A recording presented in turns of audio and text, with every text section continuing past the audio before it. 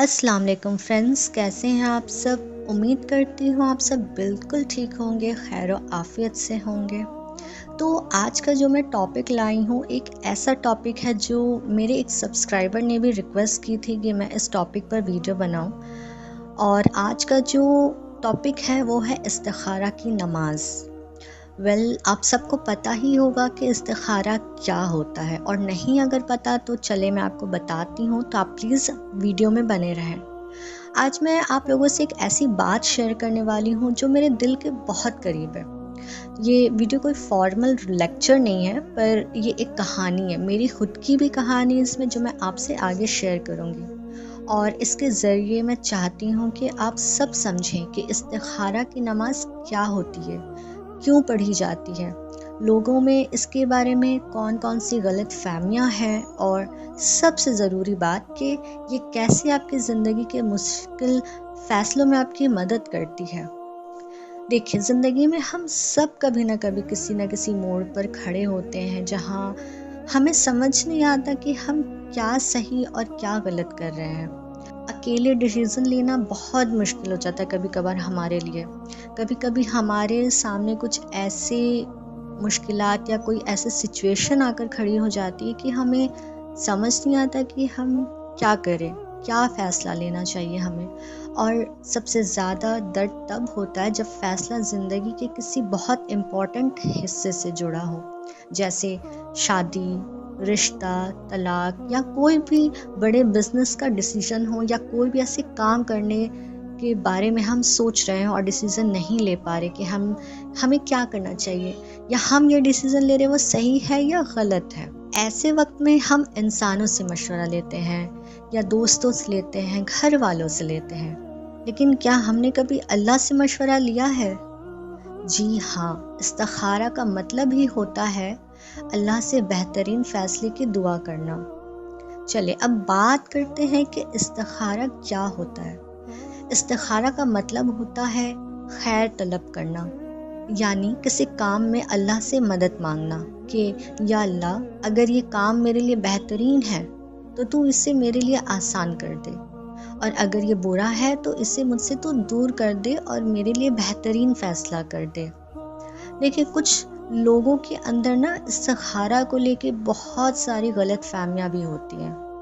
तो मैं सबसे पहले बात करती हूँ कि देखिए, इस्तिखारा का मैंने पहले मतलब बताया कि इस्तिखारा का मतलब क्या है, क्यों किया जाता है। अब लोगों में जो गलत फहमी है ना, वो ये है कि उन्हें लगता है कि सपना आएगा तभी इस्तिखारा को बोलोगी, यानी कि आप इस्तिखारा की नमाज़ पढ़ें, उसके बाद आपको कोई सपना आएगा। ये ज़रूरी नहीं है कि आपको कोई सपना आए। बहुत लोग समझते हैं कि अगर सपना नहीं आया तो इस्तिखारा का जवाब नहीं मिला, या ये गलत है। अल्लाह किसी भी तरीके से हिदायत दे सकता है, आपके दिल को सुकून मिलेगा, या एक तरफ का रुझान बढ़ जाएगा। कुछ लोगों को लगता है कि सपना आएगा और सपने में कोई ऐसी चीज़ होगी या कोई ऐसा इशारा मिलेगा आपको कि हाँ, आपको ये फ़ैसला लेना। कुछ लोग तो ये भी कहते हैं कि आपको किसी तरीके का हरा या लाल सिग्नल मिलेगा। हरा सिग्नल हो तो यानी कि वो फ़ैसला आपका सही है, और लाल सिग्नल आए किसी तरह का, सपने में कुछ लाल रंग दिखे तो वो फ़ैसला गलत है। ऐसा बिल्कुल भी नहीं, ये गलतफ़हमी है, ये कुफ्र है। ऐसा कुछ नहीं होता। देखिए, कभी कभी क्या होता है ना, इस्तिखारा हम सोचते हैं मौलवी ही कर सकते हैं, हमें लगता है कि नहीं, ये काम मौलवी मौलाना से करना चाहिए, पर ये गलत है।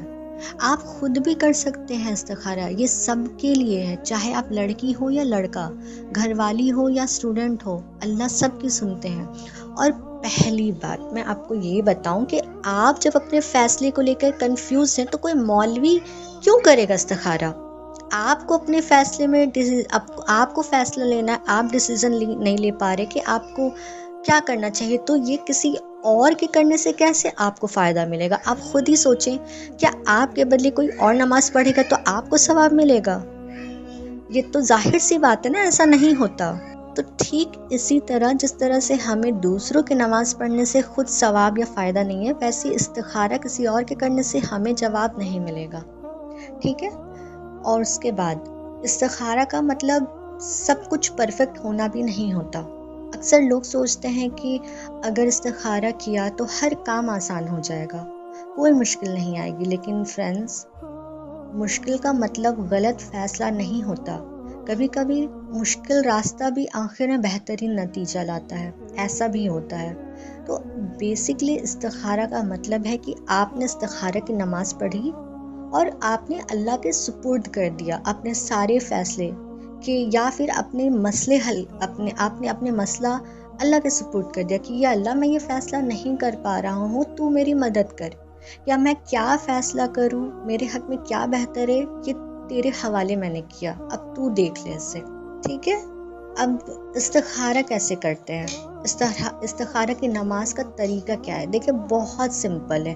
دیکھیں استخارہ کی نماز کچھ اس طرح سے ہے کہ رات میں سونے سے پہلے وضو کریں، ٹھیک ہے۔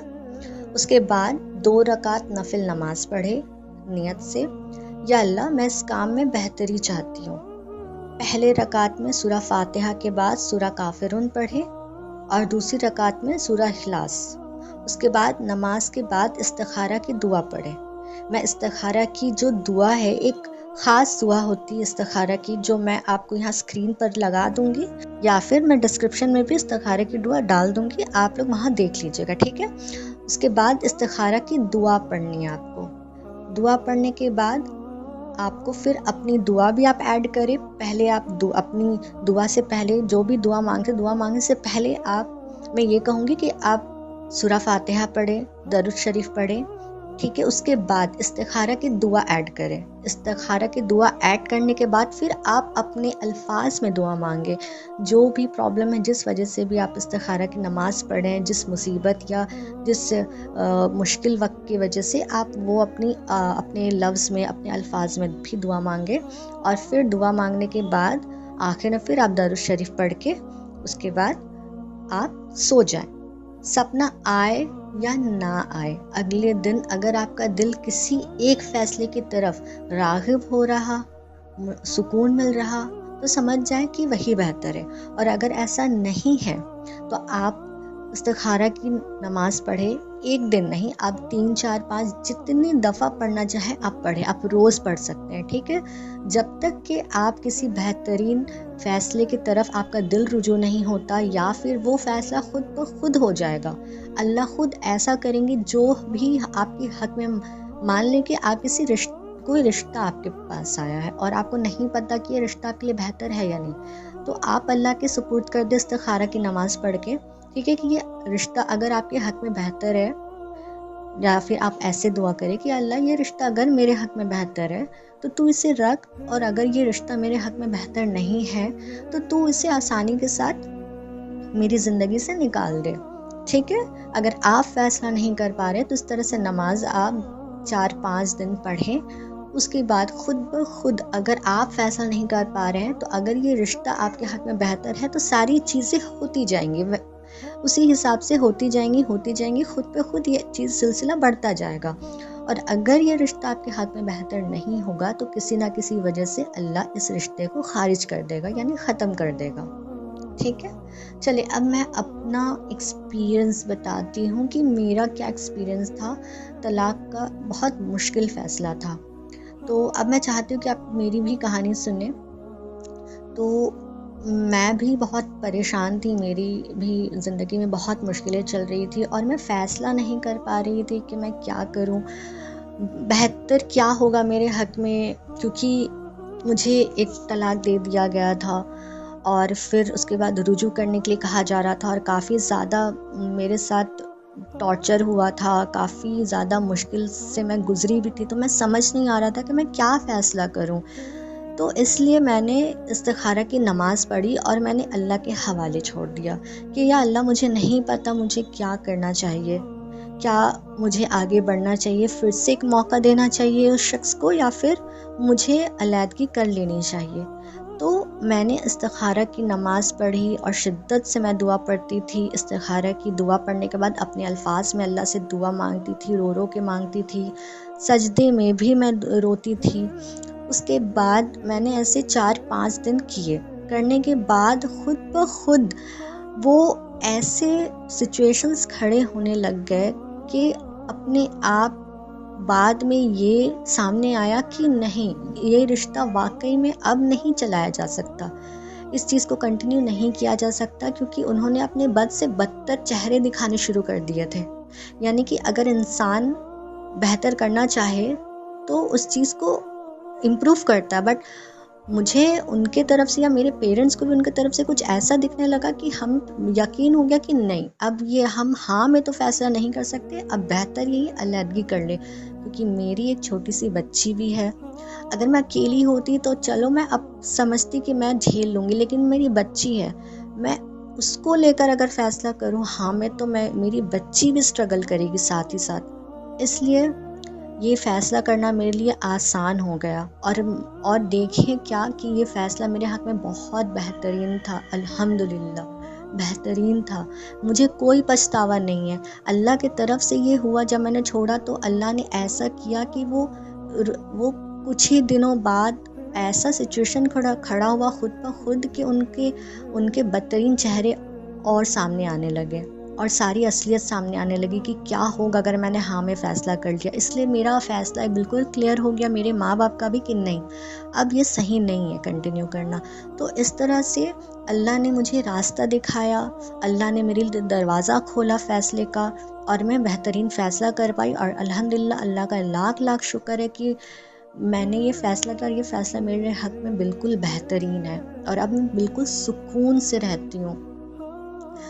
تو میں آپ سب کو یہی کہنا چاہوں گی کہ دیکھیں، آپ کسی بھی فیصلے کو لے کر اگر پریشان یا فیصلہ نہیں کر پا رہے تو آپ استخارہ کی نماز پڑھیں.